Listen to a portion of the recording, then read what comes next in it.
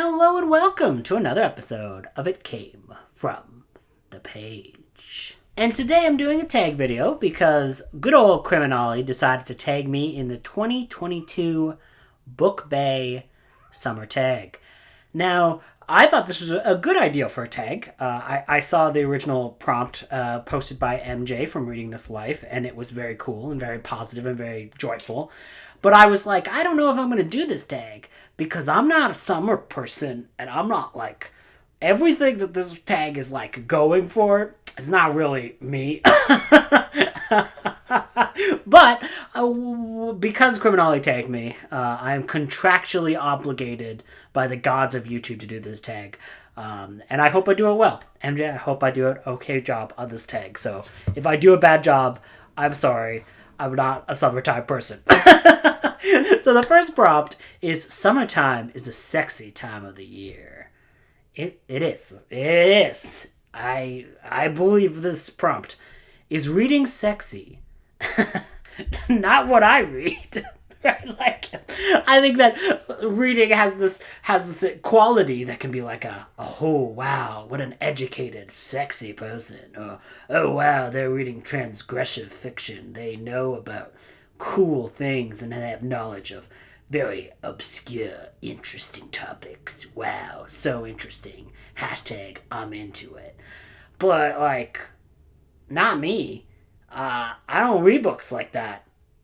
Let me show you how it would look like if I were to go to a bar right now and like start reading a book. You coming to me? Oh, you asking me what I'm reading? Well, it's such a lovely day outside. I thought I would come into the patio and have a few drinks and read this very classic novel, Alien 3, the unproduced first draft screenplay by William Gibson.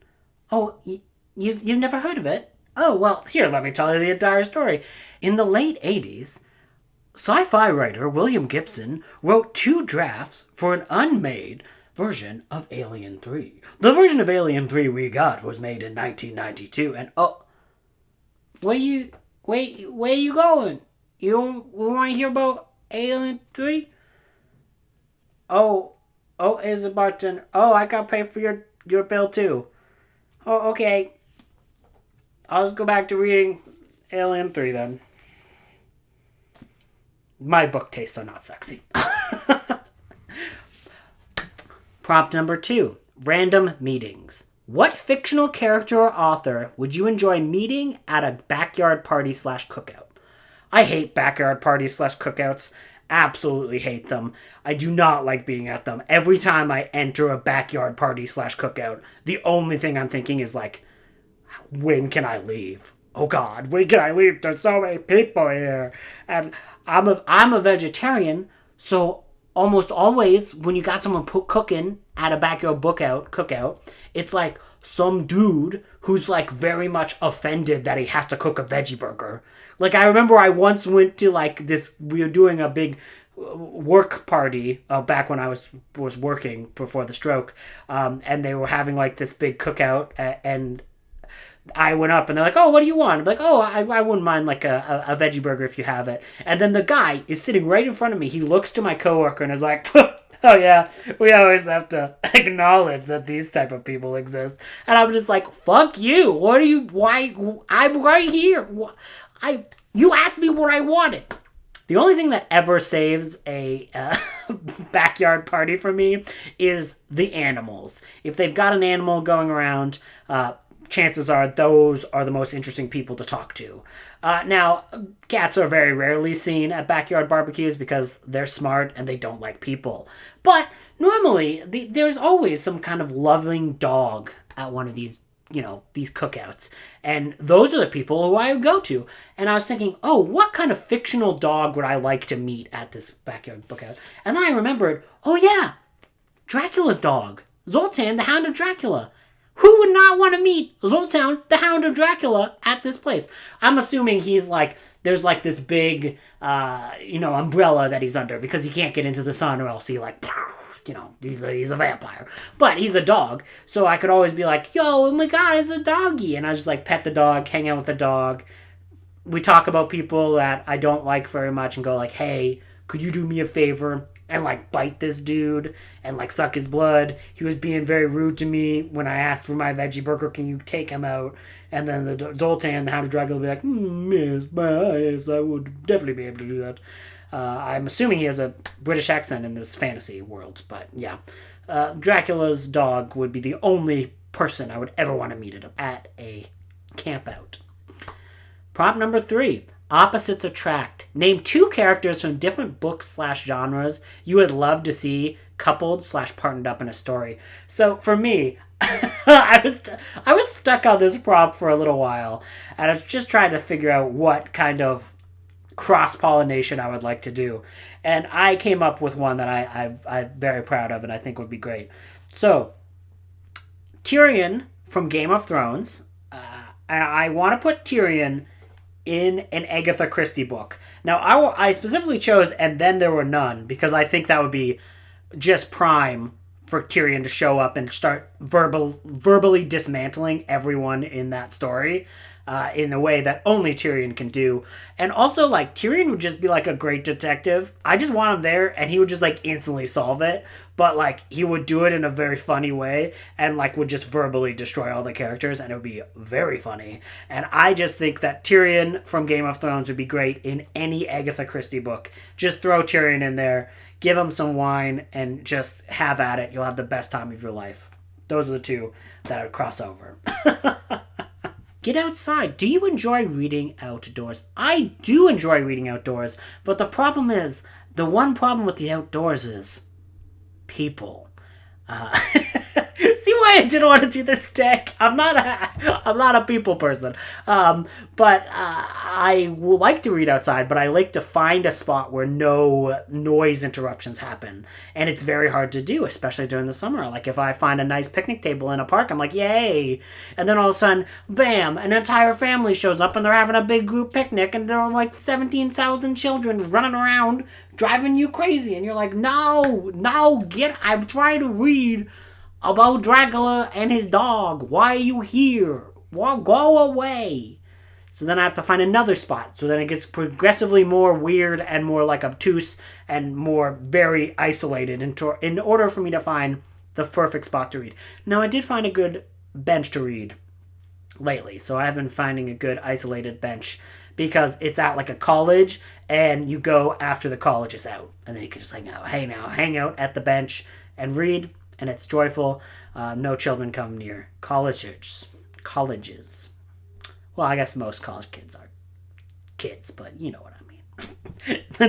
They're not as noisy. Unless they're drunk, then they're just as noisy.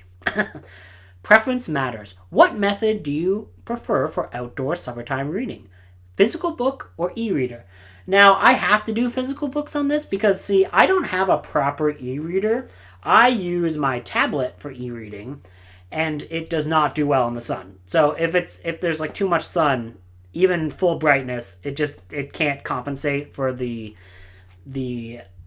weather. So like the sun just makes it so it's like basically unreadable. So the only thing I can really read is like physical books, and I'm still fine with that. Like I don't really want like an e-reader. I'm fine with that version of e-reading that I have. But yeah, it's not good for outdoor reading. Recommend a summertime read. Now this one, I have 2 choices for you. One, what I'm going to read this summer, at some point this summer, because I feel like I just have to do it. And that is Jaws the Revenge. I have not read Jaws the Revenge yet, but this is the novelization for the 4th Jaws movie, the one that nobody likes.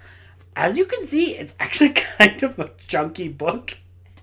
And that's because it has way different stuff than the movie does. And it is way different. It has voodoo curses. It has the full gamut of ridiculousness. And it has multiple chapters from the shark's perspective, apparently. So yeah, I have to read this. I'll probably read Jaws 2 and then this. Because the novelization for Jaws 2 and this novelization were both written by Hank Searles. And they were not a novelization for Jaws 3D, which will forever haunt me into my dying dreams. I want it to happen. Like, I want to be hired by Universal to write the novelization for Jaws 3D.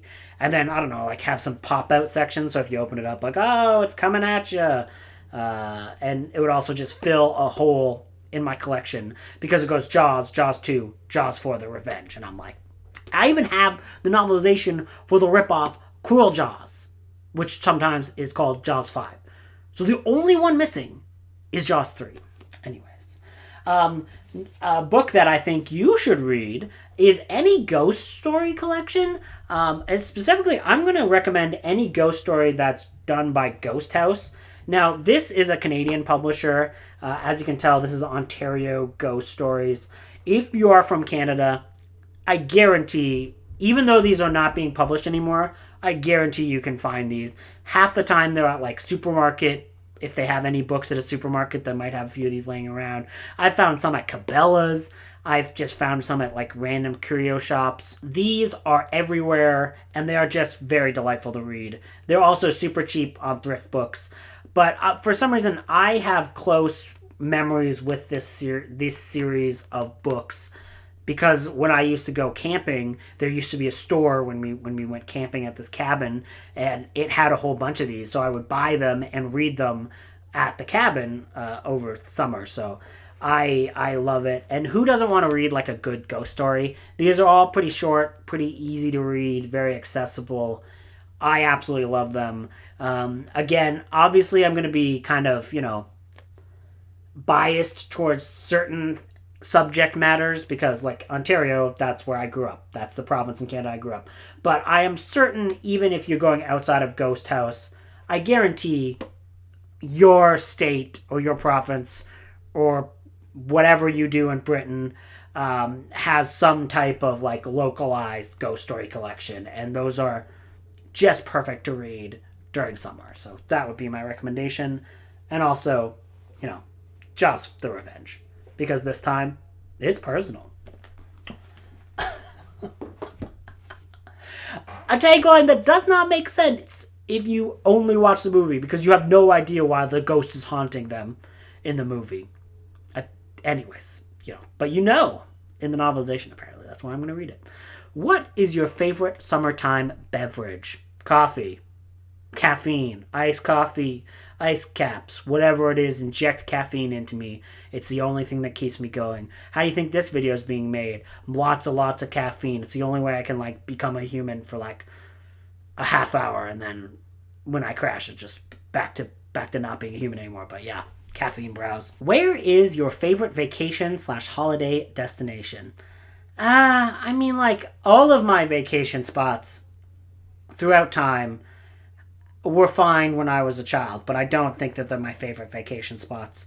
Even when I was talking about going to the cabin, that was fun, but then I worked up there for a summer, and now I never want to ever enter that place ever again because that town sucked, because the job I had sucked, and I learned that most of the people who live up there suck. Not you, PJ. I don't think you're watching this video, but not PJ. PJ is cool.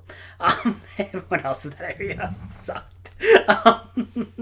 And, growing up, my parents loved Florida. They still love going to Florida. It seems like every other year it's like, hey, let's all meet up in Florida. And Florida is fine to read books in Florida, but Florida is not fine because of all the Floridians. If Florida was only filled with alligators and crocodiles, I'd be down, but alas, no, it's not. Now, my family vacations never will go here, but what I've always wanted to do, and I think I gotta find someone to travel with me, because I want to go to Romania. I want to visit Transylvania. I want to go and see like the historical Castle Draculas and kind of like go and like kind of meet and look at all of these places. I mean, I read this book, which is like amazing, which is like A Night in Transylvania, the Dracula scrapbook, and it has like this kind of big travelogue about the author, Kurt. I can't pronounce the last name. Kurt, going into Transylvania and going into Romania and like kind of exploring all of these old classic spots that were inspirational for the novel Dracula. Now, of course, Bram Stoker never entered Dracula. And the historical Dracula is not really a part of Dracula, right? The historical Dracula, it is basically just the name was taken. Right?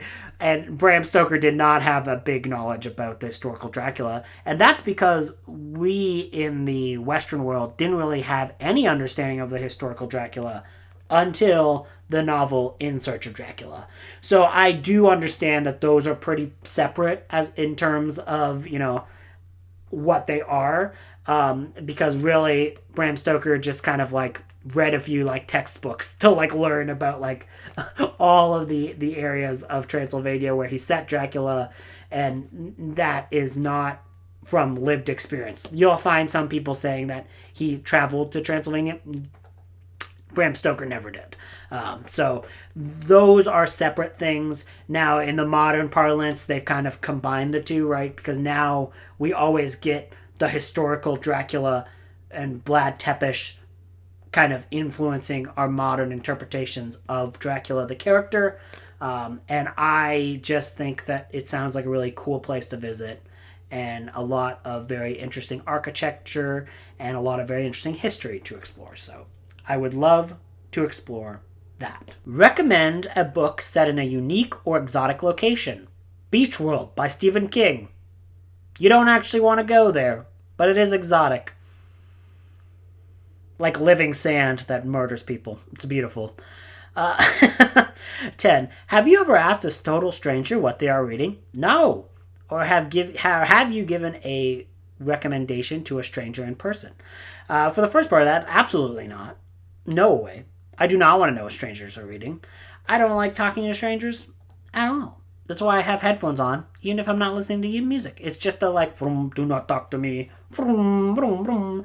Although I must admit, that's kind of a facade, because I do understand that in order to be a healthy human, you do actually have to have a decent amount of human interactions. Because if not, you're going kind of insane. So don't worry. I'm not that much of a hermit. I do recommend actually killing and talking to people, but I just don't talk to strangers very much. But I have actually given plenty of recommendations to strangers in person. And that's because at my local bookstore, if I'm in there and someone asks for horror, they go, hey, this guy likes horror. I go, hi, hello, stranger. What kind of horror do you like? Give me the subgenres. Okay, let us go to the collection. Bam, bam, bam, you might like these. So the other day, a man was like looking for zombie books, and I haven't actually read this book before, but I recommended to him Hunter Shea's Tortures of the Damned, mainly just because I've heard Hunter Shea is like a very popular writer. It was a book that I was interested in and I'd almost purchased multiple times, but I hadn't. So I was like, oh, you might like this. It kind of seemed to be kind of zombie adjacent, and he bought the book. I don't know. And I guess, BookTube is like giving book recommendations to strangers that I've never met. So I do enjoy that. It's the in-person thing that's kind of like, ugh. But, I am kind of like a curmudgeon, but like I'm very nice to a certain person if they want to talk to me about something. So if somebody was like, hey, do you have any recommendations for books? Yes, I will gladly go out and talk to you. And in person, I won't just ignore you. I'm not that big of a jerk. And I'm always nice to service people. Always be nice to service people. Always. Claude agrees. We always be nice to service people in this house. Mwah! Because they are wonderful and they have hard lives because they have to talk to people who suck all the time. So always be nice to service people. 11. Recommend a newbie booktuber. So under 100 subscribers there. I'm going to actually go for under like 100 views for most videos. Because technically this person does have like a half decent subscriber pool. But I think that, people have not watched a lot of their videos. So I just feel like it's one of those things where they like said, hey, I have a YouTube channel. And then their friends and family subscribed. But then like they aren't getting out there watching the videos. So I'm like, you need to get out there and watch the videos. So I'm going to recommend one of my dear friends, Stephen Ray Morris, who he has like a pretty big podcaster, and one of the bigger podcasters, but we kind of became friends over cats and everything like that. So I've been on his podcast, The Percast, many times. I literally, my bed is covered with a Percast sheet. and we like to talk about dinosaurs and all that fun stuff. And I absolutely love him, one of my best friends. And I think that he has a pretty great YouTube channel that people don't really seem to be hitching up and watching. And obviously the one that's most applicable for this there that I will link in the show notes is during Christmas he read two dinosaurs kids books beside a Christmas tree, and it was absolutely adorable and charming and wonderful. So we should all be reading Christmas stories in that regard. So yeah, I'm going to recommend my friend Stephen Ray Morris. As for the final one, which is like recommend other people to do this tag, I'm not going to do that yet. I've just recently learned that I actually now have access to the proper tagging people. And because before I would press and then their name and nothing would happen. It wouldn't link. Nothing would happen. Even when other people tried to tag me, it wouldn't work. And then all of a sudden, like last week, it started working. And now when people me, it actually me and it doesn't put like a weird link to a name of a channel that's like super old. So I have now been like freed from this jail. But I'm not. I still don't want to do it yet because I'm nervous. I don't want to bug people because now I know it gives them notifications. So if you want to do this, you should do this. And if you end up doing this because I say do this, let me know so that I will tag you in future videos, because right now I don't want to bug you. I don't want to be that stranger tagging you. Okay, that's the video. Have a good day. Bye-bye.